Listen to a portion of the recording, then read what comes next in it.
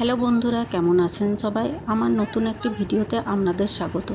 আজ শ্রাবণ মাসের শেষ সোমবার, তো শেষ সোমবারের শুভেচ্ছা জানিয়ে আমি আমার ব্লগটি শুরু করছি। তো জানাতে একটু লেট হয়ে গেল। তো এই যে সকাল সকাল আমরা রেডি হয়ে বেরিয়ে পড়লাম, যাচ্ছি আমরা দোয়াটেশ্বর মন্দির। তো এই যে মন্দিরের কাছে আমরা পৌঁছে গেলাম। আজ শ্রাবণ মাসের শেষ সোমবার, মন্দিরে ভিড়ও হয়েছিল অনেক। তো চলুন এবার মন্দিরের দিকে যাওয়া যাক। এই যে আমরা মন্দিরের সামনে চলে এসেছি। তো আমরা লাইনেও দাঁড়িয়ে আছি, আর এই যে দেখুন কত লাইন। এই সব লাইনগুলো পার করে আমাদেরকে যেতে হবে মন্দিরের ভেতর।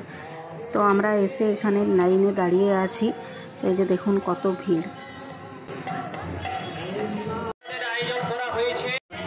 অনেকক্ষণ লাইনে থাকার পর এই যে মন্দিরের সামনে চলে এসেছি। এই যে সেই মন্দির যেখানে বাবা দোয়াটেশ্বর বিরাজমান।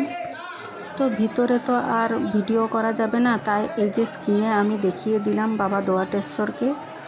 আর এই যে সামনে দেখতে পাচ্ছেন ওখানেই আছে বাবা দোয়াটেশ্বর। তো ওখানে আমরা প্রণাম করে এই যে বেরিয়ে এলাম, কারণ ওখানে তো আর ভিডিও করা যাবে না, তাই আমরা বাইরের থেকে এই যে মন্দিরটা আরও ভালো করে দেখিয়ে দিচ্ছি।